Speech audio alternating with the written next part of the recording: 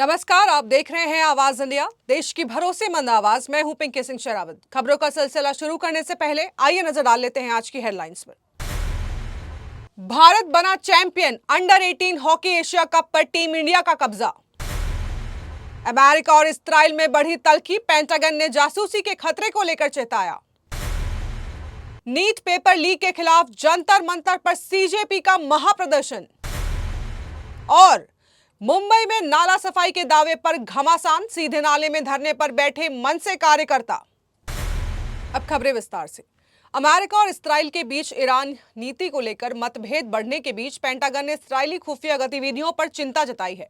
Report के अनुसार अमेरिकी रक्षा खुफिया एजेंसी ने इस्राइल से जुड़े प्रति खुफिया खतरे का स्तर बढ़ाकर सबसे उच्च श्रेणी में रखा है। अधिकारियों को आशंका है कि इस्राइल अमेरिकी नीतिगत चर्चाओं की जानकारी हासिल करने का प्रयास कर सकता है, जिसके चलते अतिरिक्त सुरक्षा उपाय अपनाए जा रहे हैं।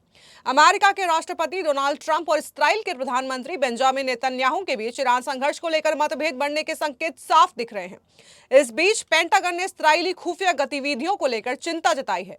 पेंटागन ने चेतावनी दी है कि वरिष्ठ अमेरिकी अधिकारी इस्राइल की जासूसी गतिविधियों के निशाने पर हो सकते हैं। नीट पेपर लीक सहित अन्य परीक्षाओं में गड़बड़ी को लेकर कांग्रेस जनता पार्टी दिल्ली के जंतर मंतर पर प्रदर्शन कर रही है। सीजेपी फाउंडर अभिजीत दीपके ने कहा, भारत आते ही लगा कि ये मेरी आजादी के आखिरी पल हैं। सरकार हमारी सोशल मीडिया पोस्ट हटा सकती है, हमें मिटा नहीं सकती। अभिजीत के साथ हजारों प्रदर्शनकारी विरोध में शामिल हैं, जिसमें ज्यादातर स्टूडेंट्स और युवा हैं। कुछ बुजुर्ग भी अपने बच्चों के साथ विरोध करने आए हैं। इस बीच एक शख्स सीजेपी के विरोध में हिट कॉकरोच मारने वाला जो हिट है उसको लेकर आया, उसे बाहर कर दिया गया। उधर प्रदर्शन वाली जगह पर नेटवर्क की समस्या है। ये प्रदर्शन सीजेपी फाउंडर अभिजीत दीपके की अगुवाई में हो रहा है। अभिजीत शनिवार सुबह अमेरिका से दिल्ली लौटे, वो एयरपोर्ट से सीधे प्रदर्शन करने पहुंचे। पंजाब में शिक्षा का स्तर अब आसमान छू रहा है। मुख्यमंत्री भगवंत मान ने राज्य के सरकारी स्कूलों की सूरत बदलने के लिए कई बड़े कदम उठाए हैं। स्कूल ऑफ एमिनेंस की शुरुआत करके पंजाब सरकार ने गरीब से गरीब बच्चों को भी प्राइवेट स्कूलों में बेहतर और वर्ल्ड क्लास एजुकेशन देने का वादा पूरा किया है। सिर्फ बच्चे ही नहीं, पंजाब के सरकारी शिक्षकों को नई तकनीक और बेहतर ट्रेनिंग के लिए सीधे सिंगापुर और विदेशों में भेजा गया है, ताकि वे बच्चों के ग्लोबल लेवल पर तैयार कर सके। स्कूलों में मुफ्त वर्दी, बेहतरीन लैब और अब हर कोने में डिजिटल शिक्षा पहुंच रही है। मान सरकार का साफ कहना है कि पैसे पैसों को नहीं, बल्कि शिक्षा ही इंसान को अमीर बनाती है। पंजाब का यह ऐतिहासिक कदम आने वाली पीढ़ियों का भविष्य बदल रहा है। क्या आपके शहर में भी ऐसा बदलाव दिख रहा है? पटना के कोचिंग विवाद के बाद सुर्खियों में आए खान सर को लेकर उनके गृह जनपद देवरिया के भाटपार रानी में भी घमासान मचा है। खान सर के खिलाफ दर्ज एफआईआर और गिरफ्तारी की चर्चाओं के बीच स्थानीय लोगों की राय बटी हुई है। जहां एक तरफ क्षेत्र में सभासद आदित्य सिंह मोनू ने उन पर दबंगई का आरोप लगाते हुए कहा है कि उनका नाम खान सर नहीं बल्कि अभिमान सर होना चाहिए। उन्होंने आरोप लगाया है कि खान सर ने एक फोन कॉल करके नगर पंचायत का नाली निर्माण कार्य रुकवा दिया। वहीं दूसरी तरफ स्थानीय निवासी अशोक सिंह ने भी नाराजगी जताते हुए खान सर पर जमीन खरीद और रास्ते को लेकर मोहल्ले वालों को परेशान करने का आरोप लगाया है। फिलहाल पटना में कोचिंग संस्थानों के बीच विवाद और उससे जुड़ी कानूनी घटनाक्रम के बीच खान सर एक बार फिर चर्चा केंद्र में है। जिस तरह से उनको लेकर प्रतिक्रियाएं सामने आ रही है, उसे देखते हुए अब यह मामला केवल कोचिंग विवाद तक सीमित नहीं रह गया, बल्कि सामाजिक और स्थानीय चर्चाओं का विषय भी बन गया है। वक्त हो चला एक छोटे से ब्रेक का।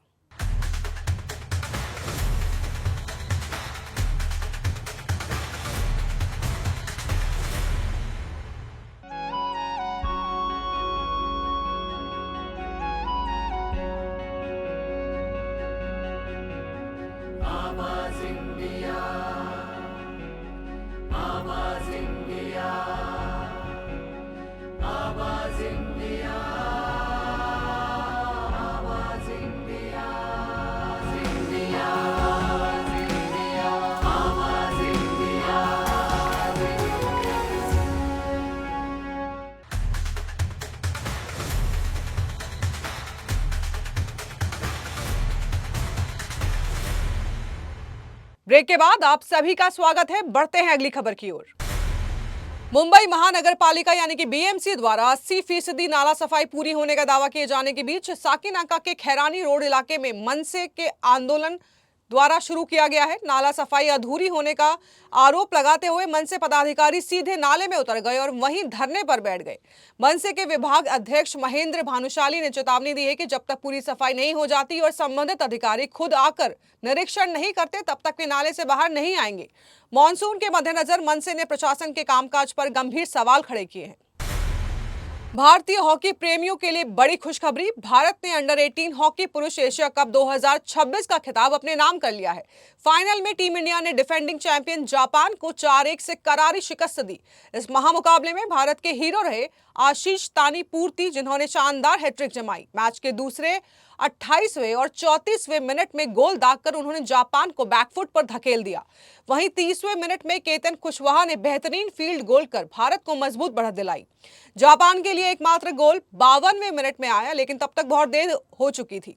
इस ऐतिहासिक जीत के साथ भारत 3 ट्रॉफियों के साथ टूर्नामेंट के इतिहास का सबसे सफल देश बन गया है, जिसने पाकिस्तान के 2 खिताबों के रिकॉर्ड को भी पीछे छोड़ दिया है। अफगानिस्तान के खिलाफ टेस्ट मैच के पहले दिन टीम इंडिया ने महाराजा यादवेंद्र सिंह स्टेडियम में अपना दबदबा बना लिया है। टॉस जीतकर पहले बैटिंग करते हुए भारत ने पहले दिन का खेल खत्म होने तक 3 विकेट पर 368 रनों का विशाल स्कोर खड़ा कर दिया। पहले दिन की सबसे बड़ी हाईलाइट रहे कप्तान शुभमन गिल और केएल राहुल के शानदार शतक। राहुल ने 100 रनों की बेहतरीन पारी खेली तो वहीं कप्तानी की जिम्मेदारी संभाल रहे शुभमन गिल 103 रन बनाकर अब भी क्रीज पर डटे हुए हैं। यह गिल का 11वां टेस्ट शतक है। ओपनर यशस्वी जायसवाल 24 रन बनाकर जल्दी आउट हुए, लेकिन इसके बाद साई सुदर्शन ने कमाल दिखाया। हालांकि सुदर्शन बदकिस्मत रहे और 81 रन बनाकर अपने पहले टेस्ट शतक से चूक गए। वहीं उप कप्तानी से हटाए गए ऋषभ पंत ने आलोचकों को करारा जवाब देते हुए ताबड़तोड़ 50 रन ठोक दिए। दिन का खेल खत्म होने तक गिल के साथ पंत क्रीज पर मौजूद है। भारत की इस मजबूत स्थिति को देखकर लगता है कि दूसरे दिन रनों का पहाड़ खड़ा होना तय है।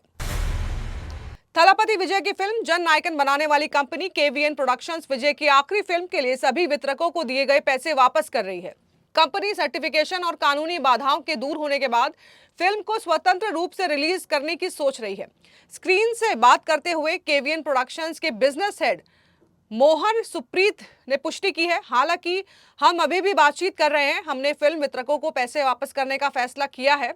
हमें लगा कि रिलीज की संभावित तारीख का इंतजार करते हुए उन्हें सस्पेंस में रखना अनुचित होगा। यह डिसीजन कथित तौर पर विजय के निर्देश पर लिया गया है। फिल्म के 9 जनवरी को निर्धारित रिलीज से चूकने के 5 महीने बाद फैसला लिया गया है। जन नायकन तब से अधर में लटकी हुई है। केंद्रीय फिल्म प्रमाणन बोर्ड की रेटिंग को लेकर अनसुलझे विवाद में फंसी हुई है। सीबीएफसी के क्षेत्रीय पैनल ने शुरू में फिल्म के लिए UA 16+ सर्टिफिकेट की सिफारिश की थी, लेकिन अंतिम मंजूरी अटकी हुई है। केवीएन प्रोडक्शंस ने रिलीज के समय प्रक्रिया में तेजी लाने के लिए मद्रास हाई कोर्ट से संपर्क किया था। तो देश और दुनिया की बड़ी खबरों में फिलहाल के लिए इतना ही। जुड़े रहिए आवाज इंडिया के साथ, जल्द होगी मुलाकात। तब तक के लिए नमस्कार।